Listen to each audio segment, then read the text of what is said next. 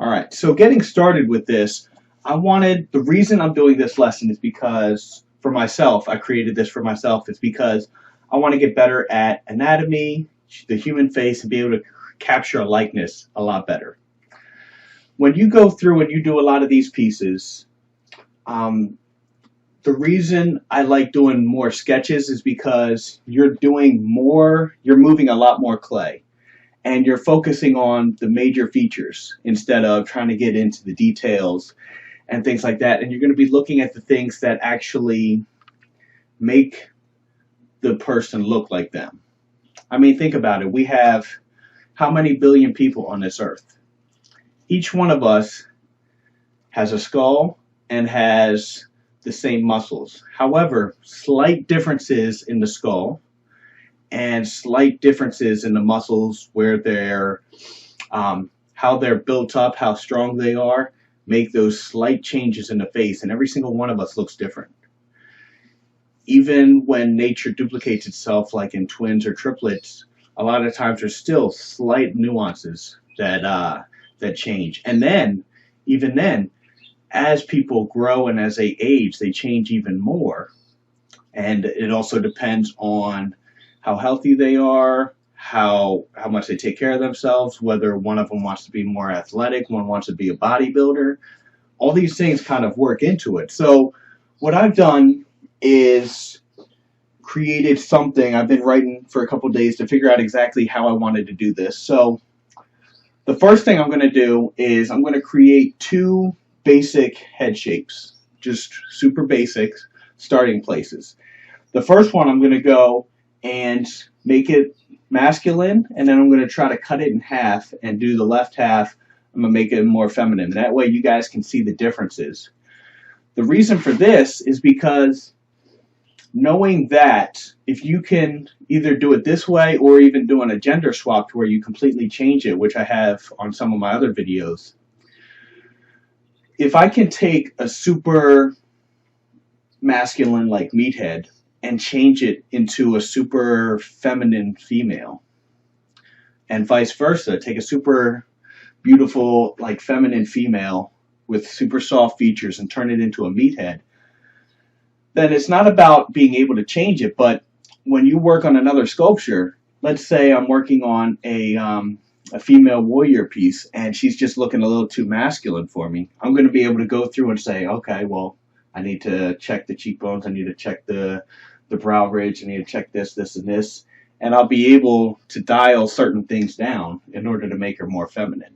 Or vice versa, if I'm making somebody a warrior and he's just looking a little too feminine for me, I'll know what areas I need to block up or build up. Then after that, I want to take the second one and kind of play around with the differences in different ethnicities. So I think I'm going to start with a Caucasian face and switch it to a African American or a Native American or an Asian, and kind of just so that you can start to look at the different nuances that kind of make up people from around the world.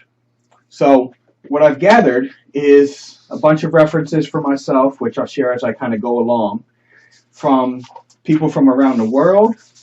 And then I also want to tackle some likenesses. So after that, I want to do some likenesses.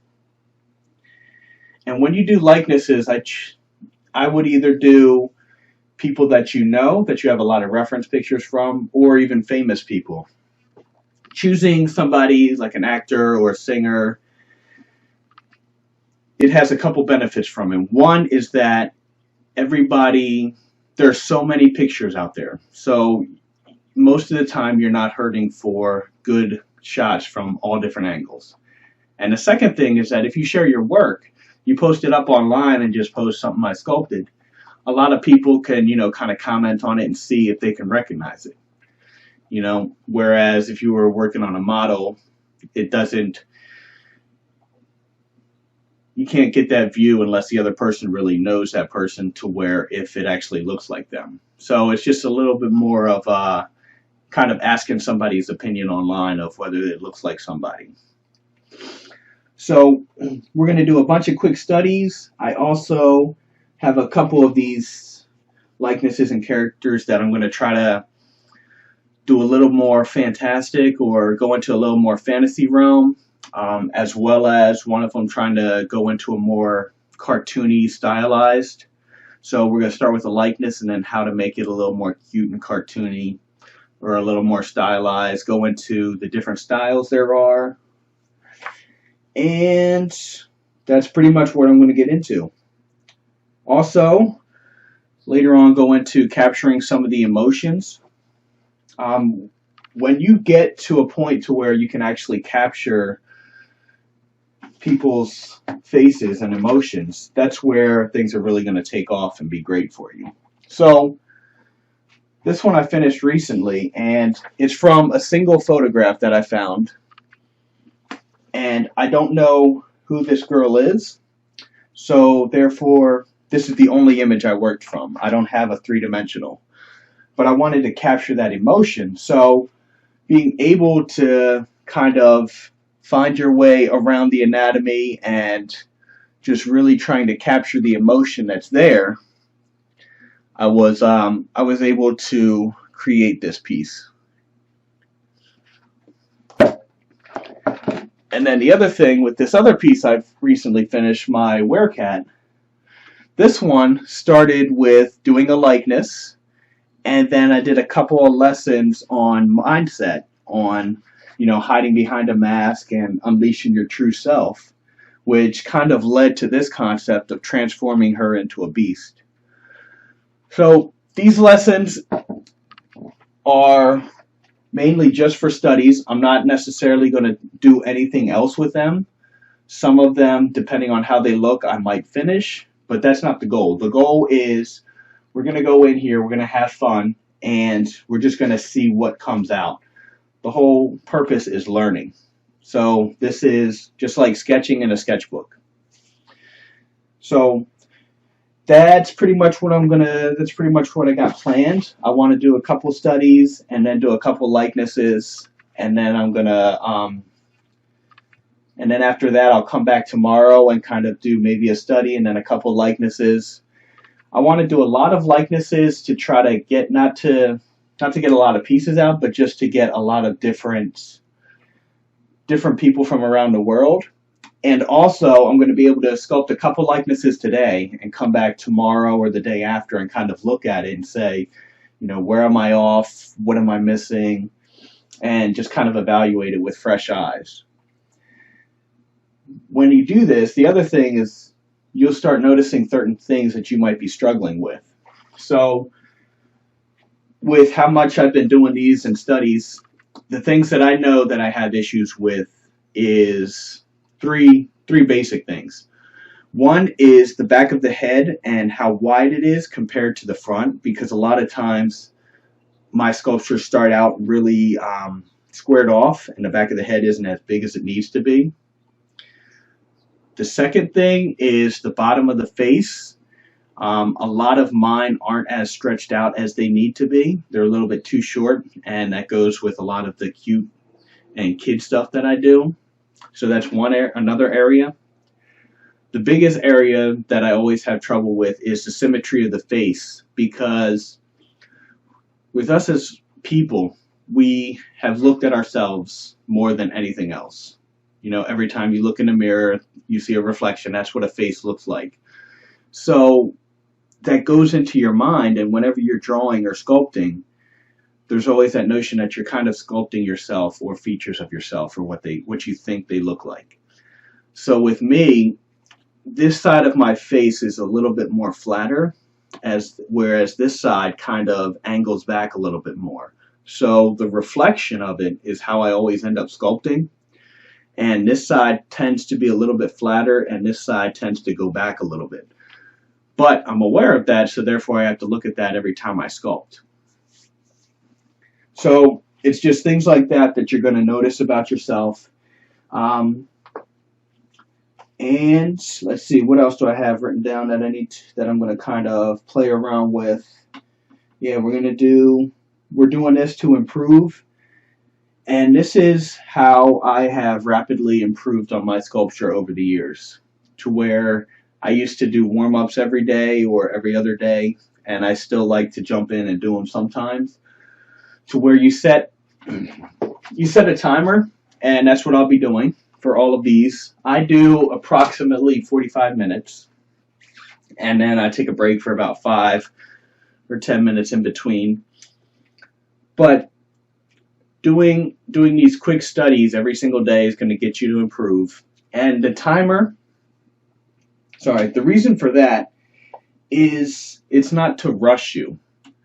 Putting the timer there, one, forces you to focus and actually get started, because a lot of times when people procrastinate, it's because they don't know if they have enough time to do something, or they don't feel like doing it. They're like, I could go in there and sculpt, but I don't want to be stuck in there for 3 hours, and I don't know if I have the energy to do that. And so putting a timer and telling yourself, I'm only going to go in there for 10 minutes, I'm only going to go in there for 45 minutes, a lot of times is something that'll help get people to actually do it. If you can think of it as if you were going to go work out, if you told yourself, if you're one of those people that has trouble like working out and staying in shape, if you told yourself that you were going to go to the gym every single day, you're going to have a little bit of fight coming at you. You're not really going to feel like you might not feel like doing that. But if you said, I'm going to work out for 10 minutes a day, you're a little bit more apt to get up and do that. And then at the end of that 10 minutes, you can either stop and you've already accomplished the goal that you were set out for, or you can go ahead and you can keep going. The other thing that it does is, because you're on a time limit, is it forces you to focus on the major shapes. So you're focusing on trying to capture the structure, the cheeks, the chin, the neck, the way that everything flows together, and you're not worried about getting into the details. So I'm pretty sure that's everything I got, and I'll share everything as I kind of do each piece, but that's kind of the overview. One other thing with choosing your likenesses: famous people, because of the photos, the amount of reference, also just other people will be able to recognize them. The other thing is that if you're choosing people that you look up to and you follow, you're also going to be a little more driven to want to create that piece amazingly. You're going to want to do your best on that piece because that person's inspired you and it actually means something to you, rather than just a random name on the internet. So that's another idea for when you're getting started. I chose people that I look up to from different areas of life, different countries, and kind of try to vary them and pick them for certain reasons. Like I picked out Charlene Cho just because of enjoying her acting in the movies that she's in, and picked her also just so I have a Chinese actress to sculpt from, but also picked Olivia Wilde just because of her facial structure and her strong cheekbones. A couple of my nephews for kid references. A few of these I did R.L. Stine, from the Goosebumps author, just because of loving his stories growing up, and he has very different features and shapes to his face, as opposed to somebody like Philippe Farreau, who I've learned almost everything from sculpting. Compare that to Tony Robbins and his super squared off jaw.